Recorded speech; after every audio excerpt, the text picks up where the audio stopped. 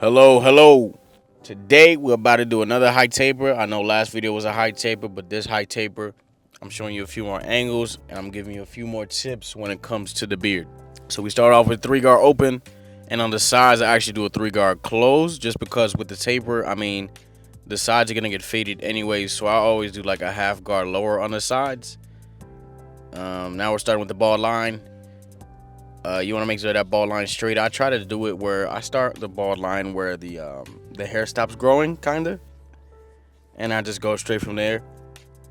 And then with the ball line with the beard, I go to like I gotta find out what that ear thing is called, but I go to right there. I use the ball line because it's easier to take the line out. That's why I go with the trimmers after that, and then the shavers after that.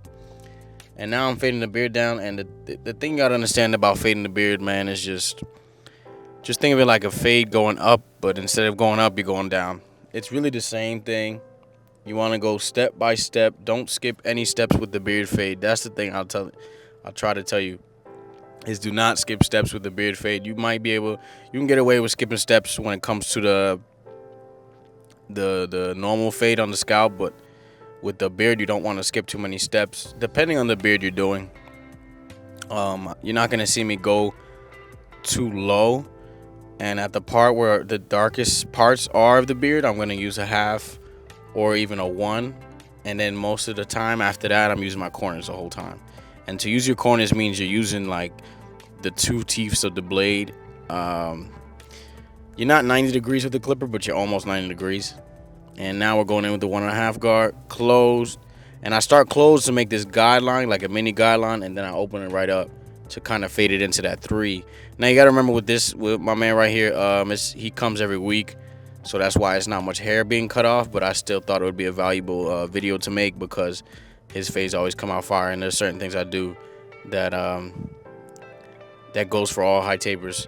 So this thinning shear technique always works for me to take out the darkness. I love to do this technique because sometimes I don't want to go too high with the guard, so I'll just stay a little below and then use the thinning shears to take that one out.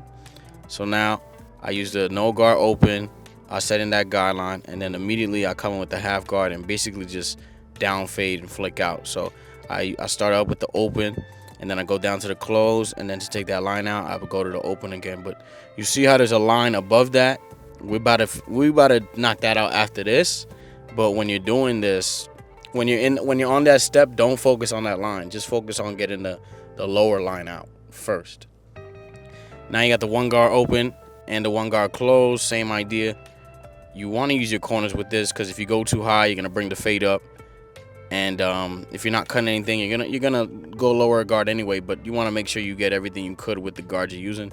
That's why I come in. This is actually the half guard. With the corners and everything. So, and now at the end, also thinning shears. I try to use thinning shears as much as I can, but I don't try to rely on them at the same time. But I do rely on them, but I definitely use them accordingly because I don't want to risk too much with using the clipper and the guard and going too high. So I'll use the thinning shears if I don't feel confident of taking it out with the guard.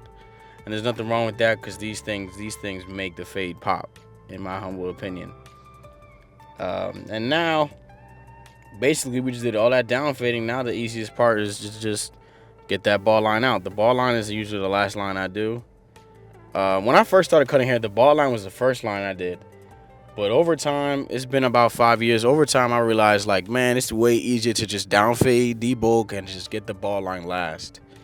Because when you do the ball line first, you're at a higher risk of bringing the fade up. Everybody's different. I'm sure there's a bunch of barbers who do the ball line first and don't bring the fade up. But for me personally, that was my experience. So that's why I do the ball line last, and I don't really try to fade it out before anything else. I try to debulk, set up the whole. It's almost like I'm setting up for the kill shot. I'm setting it all up for the kill shot. The kill shot is the ball line because you can have a beautiful fade, but if your ball line's not balded and it's not faded, then the fade's terrible. So everything else I make sure is faded, and then the last thing I want to worry about is the ball line. So now this is the new angle I was telling you about. I love this angle. I gotta remember how I did it, but it's straight on the back, straight on the neck. It's basically the same steps as the side. It's just more spread out. You got more space, so you want to make sure your guidelines are straight, and you want to make sure you're cutting the hair even because there's more space. So it's more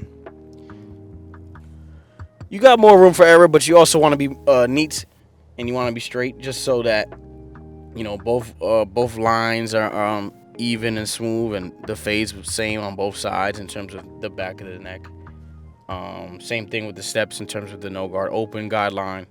The only difference with this and the side is that I'm down fading with the one guard open.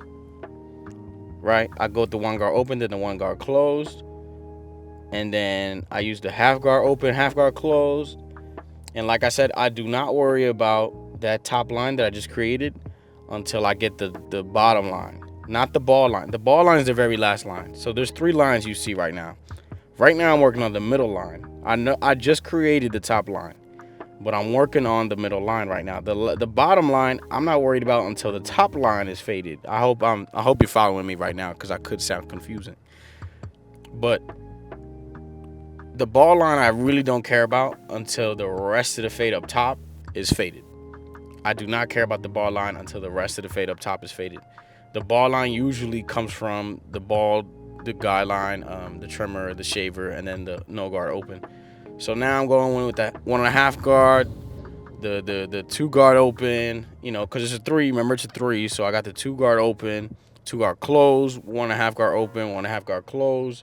It's really simple. It's really like steps to a ladder or steps to a ramp.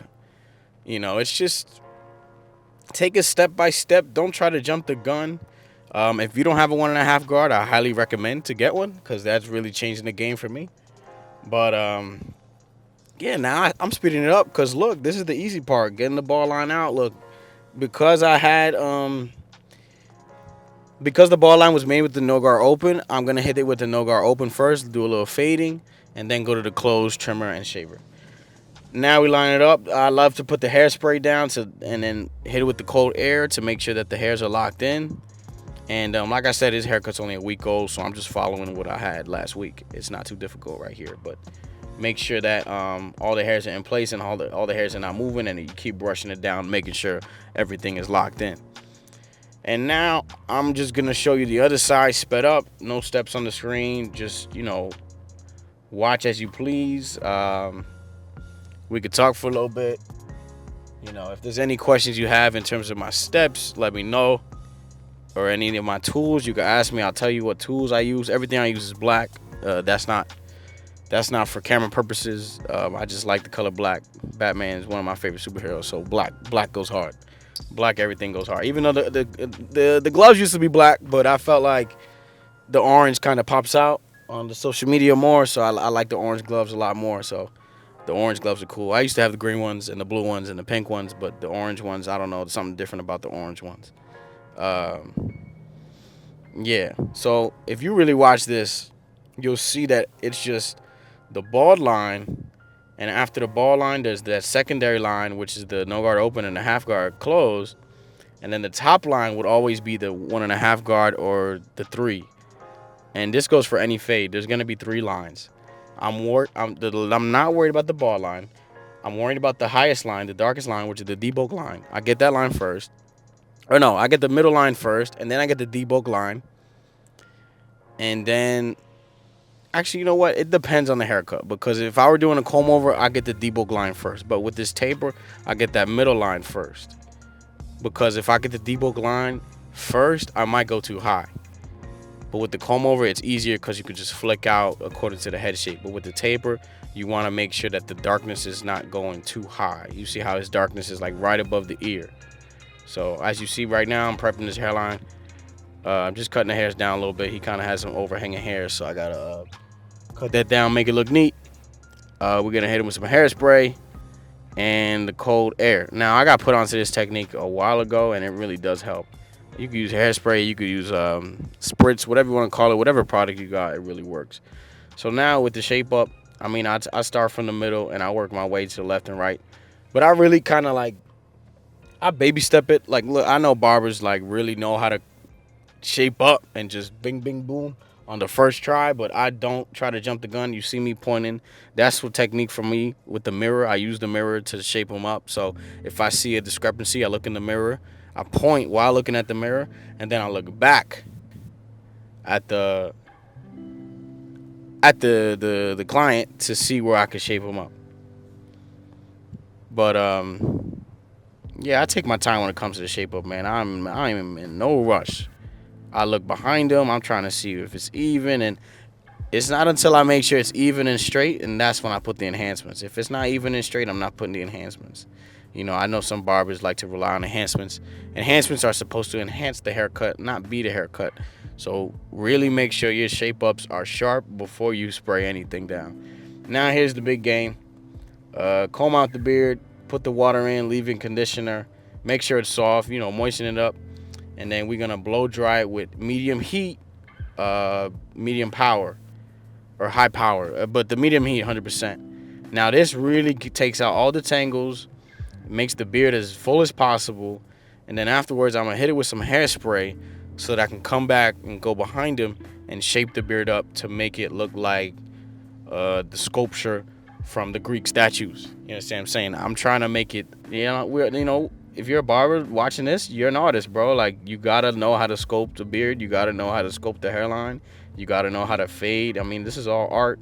I don't know how to draw, to be honest, but I know how to cut hair. So I'm I'm grateful I'm able to share that talent and passion with you guys, and you guys are able to see how my process works. This is my dude. He's starting to feel himself now. The haircut almost done, but now we're doing the shape up with the beard line. You see how I asked him to blow his cheek out? The reason I do that is to make the line straighter. So basically what I do when he's laying down is kind of like a rough draft for me. And then I look behind him, I sit him up, and that's when the final draft of the beard is going to happen. But now we just, I'm like, dang, look at the haircut in the camera. He's feeling himself. I'm kind of feeling myself, but this definitely came out great. This is one of the, weekly client. I appreciate him. This is how he came in looking 1 week old. This is how he came out leaving. Boo! Thank you for watching. I appreciate you guys if you stayed all this long. Thank you for even considering me worthy enough of your time, worthy enough of your day. And I hope you have a blessed one. Be safe. Take care.